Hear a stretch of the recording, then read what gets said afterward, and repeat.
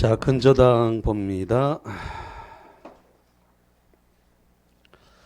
61페이지, 290페이지입니다. 290페이지에 61번 근저당에 관한 설명으로 옳은 것을 모두 고르라 이렇게 되어 있습니다.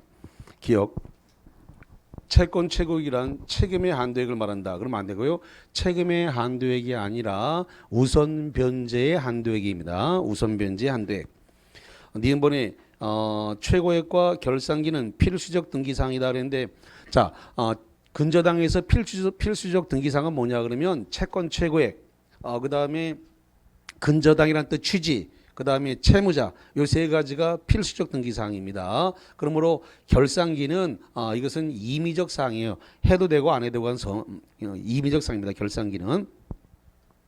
디귿번에 장래 증감 변동하는 불특정 채권을 결산기의 최고 한도로 담보한다. 맞죠? 리을 근저당권은 채무액이 확정될 때까지 채무가 소멸하여도, 그러니까 채무가 소멸했다는 말은 일시적으로 0이 됐다는 겁니다. 채무가 소멸했다는 것은 일시적으로 채무가 0, 아무것도 없다. 그래서 갚을 돈이 없다는 거죠. 채무가 소멸되어도 근저당권에 관한 영향을 미치지 않는다. 근저당권에 영향을 미치지 않는다면 근저당이 소멸되지 않는다는 건데, 왜 이 말을 했냐면 저당권은 피담보 채권이 0이 되는 순간 저당권 말소를 하지 않아도 저당권은 소멸한다고 조금 전에 있었죠. 근데 근저당은 피담보 채권이 0이 된다 하더라도 근저당은 뭐한다? 소멸되지 않는다. 그래서 이걸 부종성 완화라 그래요. 뭐라 본다고요? 부종성 완화. 부종성 완화라고 부르는 겁니다. 그래서 리을본 맞네요. 자, 미음번 갑니다. 미음번. 근저당권이 성립하기 위해서는 그 근저당권의 설정 행위와 별도로 피담보 채권을 성립시키기 위한 법률 행위가 있어야 된다. 여기서 말하는 법률 행위는 뭐냐 그러면 물품 공급 계약이라든가 이런 것들입니다. 잠깐만. 근저당을 설정하는 것은 뭔가를 공급받기 위한 거예요. 그럼 예를 들어서 자동차 대리점이 자동차를 공급받을 건지, 아니면 BBQ에서 그 통닭이나 뭐 이런 재료 같은 걸 이렇게 공급받을 건지, 포항제철로부터 철강을 받을 건지, 아니면 뭐 블랙야크에서 등산복을 이렇게 본사로부터 받을 건지, 그래서 물품 공급 계약 같은 것을 법률행위, 그 계약이 기본 계약이 존재해야 된다라는 겁니다. 맞는 이야기가 되겠습니다. 자, 그래서 61번의 근저당권이와 관계된 것은 디귿, 리을, 미음 이렇게 되겠습니다. 자, 66번으로 가봅니다. 근저당에 관한 설명으로 틀린 것은 1번 채권 최고액은 저당 목적물로부터 우선 변제받을 수 있는 한도액이다. 맞네요. 채권 최고액은 책임의 한도액이 아니라 우선 변제의 한도액이니까 맞습니다. 두 번째, 채무액이 채권 최고액을 초과하는 경우에 물상보증인하고 제3취득자는 채무 전액을 변제하지 않으면 근저당권의 설정 등기를 말소를 청구할 수 없다 그랬는데, 자, 이게 지금 몰상보증인하고 그 다음에 제3취득자는 채권 최고액,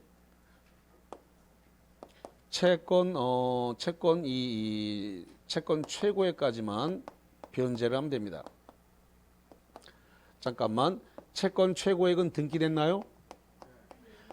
아까 근저당에서 등기되는 걸 반드시 등기되는 걸 세 개라고 했습니다. 채권 최고액, 그 다음에 근저당이라는 뜻 취지, 그 다음에 채무자, 요 세 가지를 반드시 등기해야 된다 그랬어요. 그러면 예를 들어서 채권 최고액이 등기가 될 때 20억이라고 등기가 됐습니다. 근데 확정된 피담보 채권, 피담보 채권입니다. 피담보 채권은 25억이 확정됐다 이 말이죠. 25억이 확정됐다 하더라도 물상보증이나 제3취득자는 25억을 변제할 필요가 없고, 뭘 변제하면 된다고요? 20억.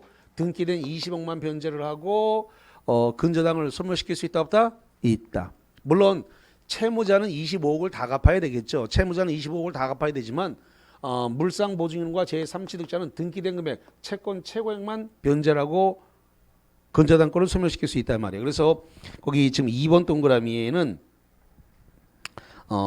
물상 보증이라고 2번 동그라미는 물상 보증이라고 줬기 때문에 확정된 채무액 전액을 변제할 필요는 없고 등기된 금액, 등기된 채권 최고액만 변제를 하면 된다 이겁니다. 그래서 거기 2번 지문이 틀렸다 이런 소리입니다.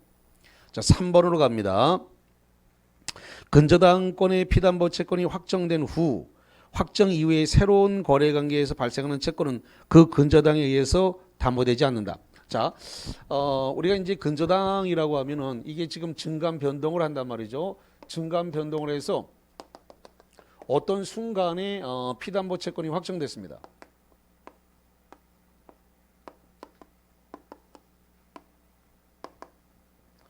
자, 피담보 채권이 확정되는 순간 이게 이제 뭐로 바뀌느냐 그랬더니 확정이 되면 지금부터는 저당권으로 바뀐다는 겁니다.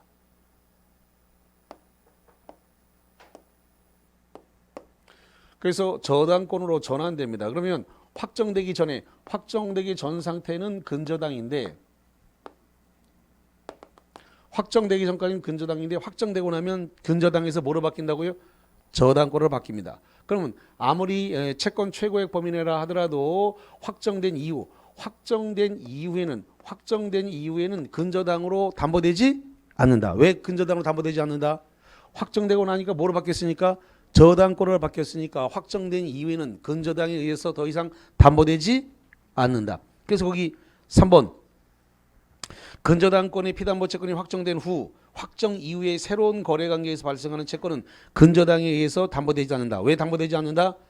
보통 저당권으로 뭐한다? 전환. 보통 저당권으로 전환됐기 때문에 근저당에 의해서 담보되지 않는다라는 겁니다. 자, 그래서 3번 지문은 맞는 거예요. 4번 갑니다. 근저당권자가 경매를 신청을 했다. 그 근저당권의 피담보 채권은 경매를 신청할 때 확정된다. 자, 이게 두 가지로 나눠서 봐야 되는데요. 방금 전에 근저당권자가 경매를 신청했어요. 경매를 신청하면 이 신청과 동시에 피담보 채권은 확정됩니다.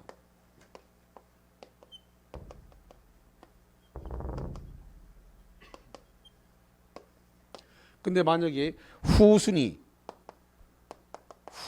담보권자가 여기서 후순위 담보권자라고 하는 말은 저당권자, 근저당권자 다 포함하는 거예요. 후순위 담보권자가 경매를 신청했다 이거죠. 그러면 이 경매 신청에 의해서 경매가 진행될 거고 경락인이 나왔습니다. 이 경락인이 경락대금을 완납했어요. 경락대금을 갖다가 완납을 하면 완납과 동시에 이 선순위 이 근저당권자의 피담보 채권이 확정이 됩니다. 그래서 선순위에 해당되는 근저당권자의 피담보 채권이 확정됩니다. 후순위 담보권자가 경매 신청해서 경락인이 나오면 경락대금 완납과 동시에 선순위 근저당권자의 피담보 채권은 확정이 된다라는 거죠. 예. 자, 그러면 지금 4번은 근저당권자니까 근저당권자가 경매 신청하면 경매 신청과 동시에 피담보 채권은 확정되는 거니까 4번 지문은 맞는 이야기입니다. 자, 5번으로 갑니다. 1번 근저당권자보다 늦게 성립한 후순위 근저당권자가 경매를 신청했다. 후순위가 경매했습니다. 1번 근저당권자의 피담보 채권은 매수인이 여기서 매수인이 누구예요? 경락인이잖아요. 다시 한번 매수인이 누구라고요? 경락인. 매수인이 매각대금을 완납한 때 뭐한다고요? 확정된다. 그래서 후순위 담보권자가 경매 신청을 하게 되면 경락인, 매수인이 경락임을 완납과 동시에 선순위 1번 근저당권자, 선순위 근저당권자의 피담보 채권이 확정의 효과를 가져온다는 거죠. 맞습니다. 자, 70번으로 가봅니다. 295페이지. 자, 295페이지에 70번 근저당에 관한 설명으로 옳은 것만을 모두 고른 것은 이렇게 되어 있습니다. 기억 피담보 채무의 확정 전 채무자가 변경된 경우에 잠깐만 확정하기 여기입니다. 이 피담보 채권이 확정되기 전에 지금 채무자가 변경됐다는 겁니다.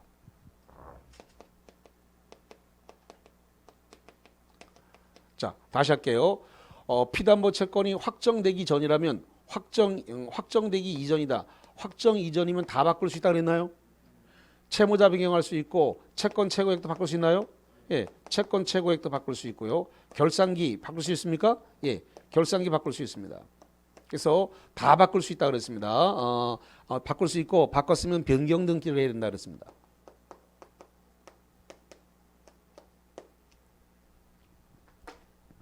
그래서 거기 기획본에 피담보 채무 확정 전 채무자가 변경된 경우에 변경 후에 채무자에 대한 채권만이 근저당에 담보된다. 그렇습니다.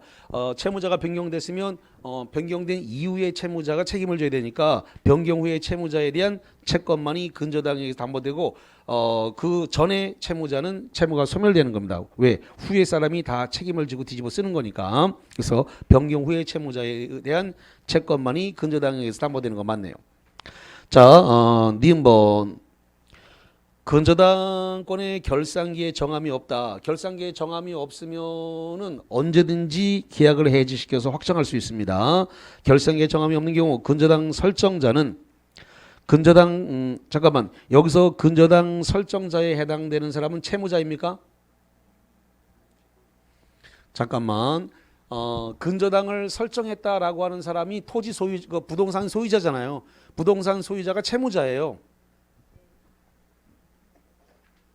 물품 공급 계약을 받아야 되는데 물품 공급 계약을 받는 사람이 자기 부동산을 담보로 내놓으니까 자기 부동산을 담보로 내놓았으니까 근저당 설정자가 되는 거예요. 소유자가 설정자니까 그게 채무자란 말이죠. 자, 그래서 다시 갑니다. 3번 니은번 근저당권자의 결산기에 정함이 없는 경우 근저당 설정자는 즉 채무자는 근저당권자는 채권자입니다.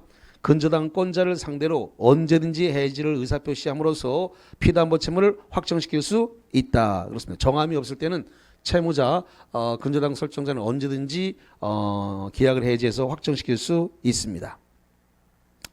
디귿번 근저당권자가 피담보 채무의 불이행을 이유로 경매 신청을 한 경우에 근저당권자가 경매 신청했으니까 경매 신청과 동시에 근저당권 확정돼. 여기 있습니다. 근저당권자가 경매 신청을 하면 신청과 동시에 피담보 채권은 확정되는 거니까 이 이야기니까 디귿번 맞는 말이 되겠습니다.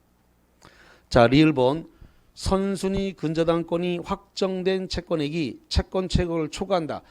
등기된 금액은 20억인데 이게 확정된 금액이 채권 최고를 초과해서 25억이다. 초과됐네요. 채권 최고를 초과하는 경우에 후순위 근저당권자가 선순위 근저당권의 채권 최고를 변제하더라도 선순위 근저당권의 소멸을 청구할 수 없다. 맞습니다. 자, 여기서 중요한 건 후순위 권리자인데 자, 아까 제가 이렇게 말씀드렸습니다. 제3취득자에 포함되지 않는 게 누구라 그랬습니다. 아까 두 개 얘기했습니다. 누가 제3취득자 아니라 그랬어요? 물상보증인, 또 하나 후순위 권리자. 후순위 권리자와 물상보증인은 제3취득자가 아니니까 대의변제권이 있다 없다? 없다. 대의변제권이 없으니까 채권 최고액 여기 채권 최고액을 20억을 변제하고 등기를 말소시킬 수 있다 없다? 없다. 후순위 권리자는 제3취득자가 아니기 때문에 대의변제권이 없어요. 물상보증인, 후순위 권리자 이 사람들은 제3취득자가 아니기 때문에 대의변제권이 없기 때문에 채권 최고액을 변제하고 근저당권을 소멸시킬 수 있다 없다? 없다. 그래서 선순위 근저당 소멸을 청구할 수 없다는 말은 맞는 거예요. 그래서 거기 리을본 굉장히 잘 틀리니까 좀 주의를 해서 보셔야 될 대목이 되겠습니다. 74번을 들어갈 건데 74번을 보니까 계산 문제야. 눈이 번쩍 뜨일 거야. 넘겨보세요. 넘기니까 298, 299까지 다 계산 문제죠? 계산 문제를 해드릴 겁니다. 지금 해드릴 건데 본 시험에 가서는 안 푸는 게 좋습니다. 계산 문제 풀지 않습니다. 근데 지금 제가 해설은 해드립니다. 지금 해설은 해드릴 건데 시험장 가서는 풀지 마시라고. 왜냐하면 이건 50초 안에 못 풀어요. 50초 안에 못 풀기 때문에. 그래서 이런 건 손 안 됩니다. 그럼 뭐 이런 걸 어떻게 되느냐? 답지를 다 옮겨서 마킹을 하고 난 다음에 세알려 봐야 돼. 1번이 몇 개인지, 2번이 몇 개인지, 3번이 몇 개인지, 4번이 몇 개인지 고른 다음에 가장 숫자가 적은 거, 막 예를 들어 가지고 1번이 8개가 나와야 되는데 8개가 안 나오고 6개밖에 없다. 그러면 지금 2개가 모자른 거야. 1번 찍어야지. 다 하셔봤는데 5번이 6개밖에 없다. 2개가 모자른 거야. 그럼 어딘가 2개를 더한 거야. 그럼 일단 두 문제를 놓쳤다고 생각해야 돼. 어딘가 문제를 잘못해서 더 많이 지금 한 거야. 그 문제 놓친 거야. 그건. 본 시험은 다 8개 다 대부분 다 맞춰놨기 때문에. 그래서 일단 찍으려 그러면 일단 세알려 봐주셔야 돼. 그게 세알려 보고 나서 찍으면 확률이 굉장히 높습니다. 아니 이거 풀어드릴 거야. 이거 계산 문제 제가 풀어드릴 건데 본 시험에 가서는 풀지 마시라고. 저는 지금 풀어드릴 거지만 어떻게 푸는 건가라고 하는 방법론을 방법론에 대해서는 알려드리겠지만 푸시지는 말라라는 겁니다. 이거는 시간 안에 못 풀어요. 시간 안에 풀지 못하는 거기 때문에 그냥 찍고 와야 돼요. 이거 풀고 있으면 바보 소리 들어요. 그러니까 이것은 어떻게 푸는 건가라고 하는 거 푸는 방법론은 제가 알려드리겠습니다만은 자 이제 한번 볼게요. 그래서 거기 74번 보겠습니다. 또 그러실라. 그 찍고 오라면서 왜 풀어주는데 아니 구경하시라고 풀어주는 겁니다.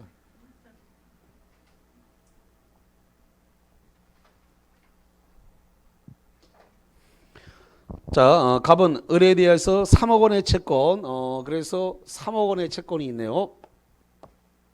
3억의 채권을 담보하기 위해서 을 소유 엑스토지와 Y 건물에 각각 1번 공동저당을 설정했다. 아까 제가 공동저당이라는 게 뭐냐 그랬더니 공동저당은 하나의 채권을 담보하기 위해서 둘 이상의 담보물을 제공한 게 공동채권이라고 그랬죠. 그래서 엑스토지와 Y 건물 지금 엑스토지하고 Y 건물에 대해서 담보물이 2개가 나왔습니다. 엑스토지, Y 건물 담보가 2개 나왔으니까 이게 공동저당이 되는 거다 이 말이에요. 그래서 공동저당 하기 위해서 병은 엑스토지의 피담보 채권에다가 2억 4천의 2번 저당권. 그럼 이게 이렇게 되는 거거든요. 지금 갑이 지금 3억 원의 채권을 담보했으니까 갑이 지금 여기에 대해서 1순위 3억이고 그 다음에 지금 병이 지금 엑스토지 2억 4천 여기에 대해서 병이 지금 2억 4천의 2순위를 갖고 있는 겁니다.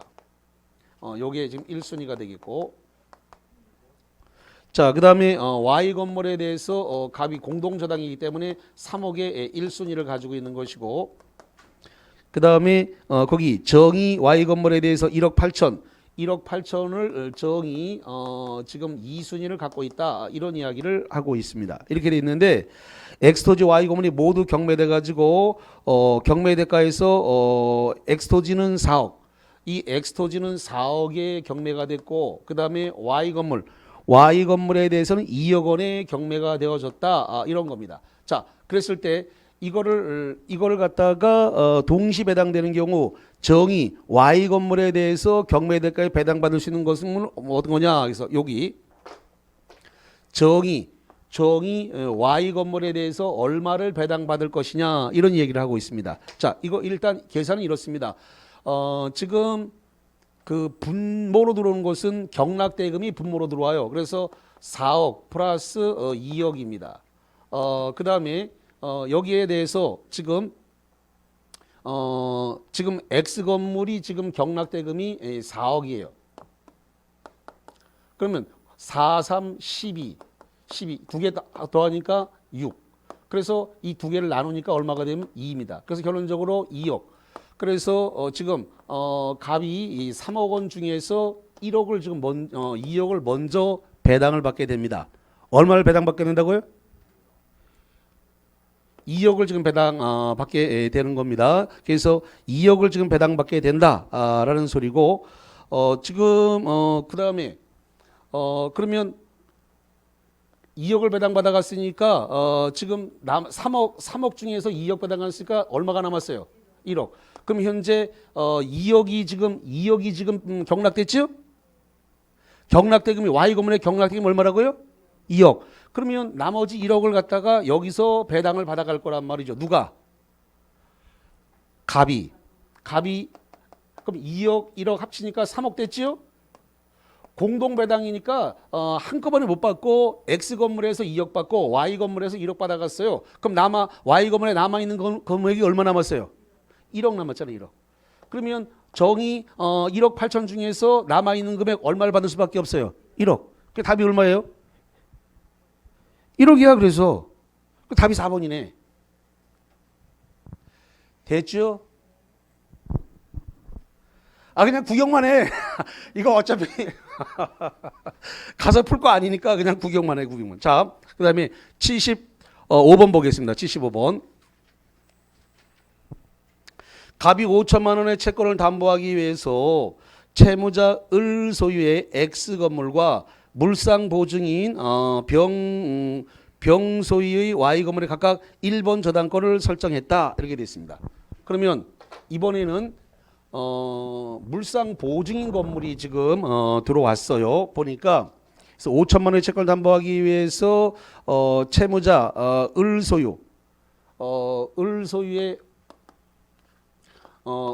소유의 X 건물이 이렇게 있고 그 다음에 물상 보증인 건물의 병 소유 Y 부동산이라고 되어 있네요. 병 소유 지금 Y 부동산이라고 이렇게 되어 있습니다. 그래서 지금 5천만 원의 채권을 담보한다. 이렇게 되어 있습니다.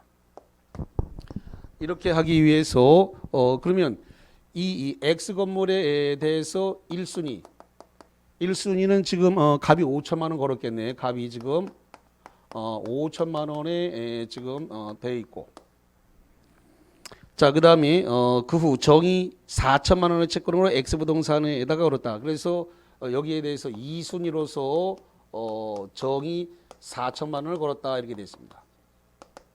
그 다음에 Y부동산에 대해서 1순위로서 갑이 5천만 원을 걸었을 것이고, 그 다음에 거기에 대해서 정이 무가 3천만 원 채권으로 Y부동산에 2번 저당권을 했다. 그래서 이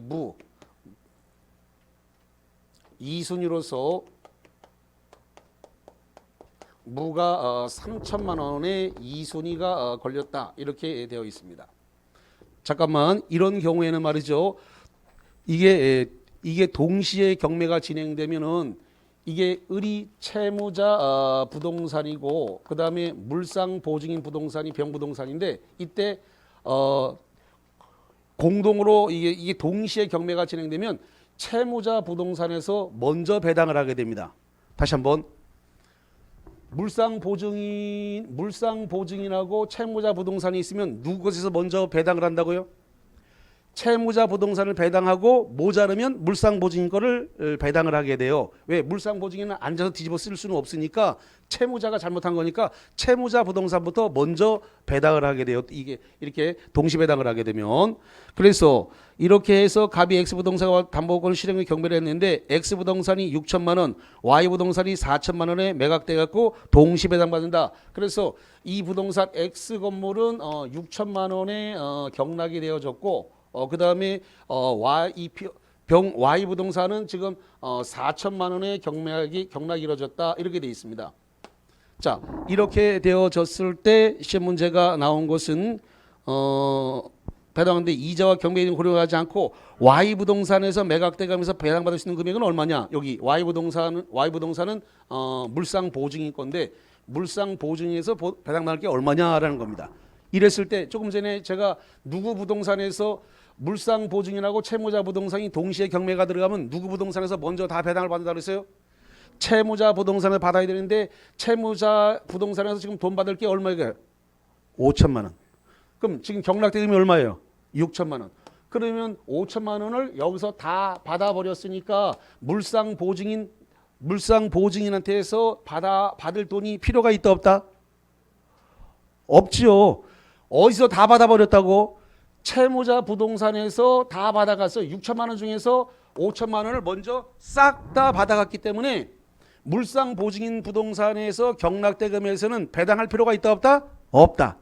그래서 지금 Y 부동산에 대해서는 경락받을 돈이 없어요. 0이야, 0. 왜 0이라고요? 채무자 부동산 경락대금에서 우선 변제하라고 돼 있으니까 우선 변제하고 모자르면 물상 보증인 경락대금에서 배당을 하도록 돼 있단 말이에요. 근데 경락대금이 6천만 원인데 받아갈 돈이 5천만 원이니까 여기서 먼저 싹 다 전부 다 받아가는 거예요. 다 받아가니까 1천만 원 남았네. 그러니까 물상 보증인 부동산에서는 배당할 필요가 있다 없다? 없다. 그래서 물상 보증인 Y 부동산에 대해서는 배당 금액이 0이에요. 0. 0. 0. 뭐가 0이야? 답이 1번이네. 됐죠? 자, 그 다음에 77번을 보도록 하겠습니다. 77번. 77번을 보니까 갑은을에게 9천만 원을 대출해주고 을소의 엑스토지와 Y토지에 대해서 최고액 1억 1천만 원으로 하는 1순위 공동저당권을 취득했다. 공동근저당권을 설정했다라고 됐습니다. 잠깐만. 근저당권이라고 하는 것은 채권 최고액을 지금 정해놓은 거죠? 아니 조금 전에 근저당 했잖아. 근저당에서는 얼마까지만 담보해 준다고요? 채권 최고액. 그래서 채권 최고액을 정해놓은 것은 경매로 넘어갔을 때 우선 변제받을 수 있는 한도액이라고 그랬죠? 이론으로 배운 게 실무가 나온 거란 말이에요. 지금 근저당이 이론으로 배웠는데 실무 쪽에서 써먹는 거예요 이게. 그러니까 근저당인데 앞에 공동이란 말이 붙었으니까 담보물이 몇 개라는 뜻이에요? 2개 이상이다. 잠깐만, 근저당 앞에 공동이란 말이 붙었죠? 공동이란 말이 붙어 있는 건 여기 공동저당이나 공동근저당이나 공동이란 말이 붙어 있는 건 담보물이 몇 개라는 거예요? 2개 이상을 공동이란 말을 붙인단 말이에요. 그러니까 저당권인데 공동저당이니까 담보물이 2개 이상이다. 이 뜻이에요 지금. 자, 그러면 또 그러겠지. 저 풀지 말아놓고 왜 저렇게 소리를 질렀을까? 한번 봐야 될 거 아니야. 그래도 눈으로 한번 구경을 해야지 그래도.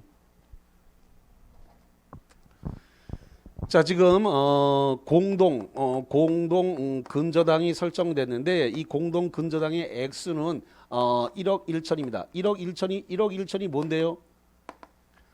아, 이게 채권 최고액이야. 이게 뭐라고요?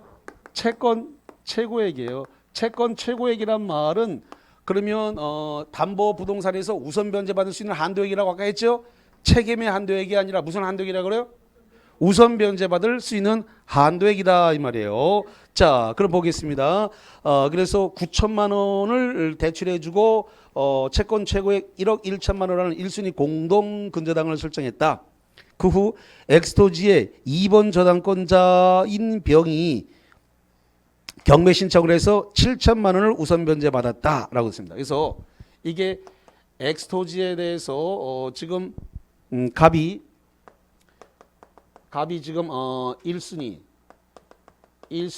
근저당이 설정됐고 지금 현재 여기에 대해서 9천만 원이 9천만 원이 아니구나. 1억 1천이 걸렸겠구나. 근데 여기에 대해서 지금 병이 엑스토지 2번 저당권자 병이 경매를 신청해서 여기 엑스부동산에 병이 있는데 병이 경매를 신청했대요. 경매를 신청해가지고 1억 1천 중에서 지금 갑이 얼마를 받았냐 했더니 7천만 원을 받았는. 얼마 받았다고요? 7천만 원. 7천만 원을 우선 변제받았다 이렇게 되어 있습니다.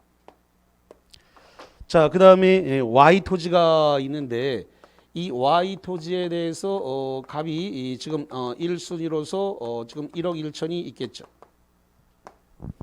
1억 2천인데 지금 2번 저당권자 Y가 경매를 신청해서 Y토지가 3억에 낙찰되는 거예요. 그래서 Y가 2순위가 있는데 Y가 경매를 넣었는데 이게 지금 3억이 됐다는 겁니다. 3억 이렇게 3억이 됐다는 거예요. 3억이 낙찰됐고 갑의 채권액은 경매 신청 시에 원가 이자 곱하기 6천만 원 있으나 매각되고 완납할 때 9천만 원이다. 갑이 Y토지에 여기입니다. 여기 Y토지. 이 Y토지 경락대금에서 우선 Y토지에서 우선 변제받을 수 있는 금액은 얼마인가라는 겁니다. 자, 여기 보세요. 그러면 채권 최고액이 현재 얼마입니까?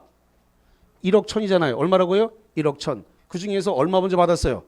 7천. 그럼 남아 있는 금액이 얼마 남았어? 4천. 그럼 3억 중에서 얼마를 지금 Y 토지에 받을 수 있다? 4천. 그 4천만 원이 답이에요. 그래서 3번이야. 그래서 됐죠? 그냥 구경 한번 한 거야. 그냥 집에 가서 연습하지 말고. 자, 이렇게 해서 오늘 수업을 마치도록 하겠습니다. 자, 수고하셨습니다.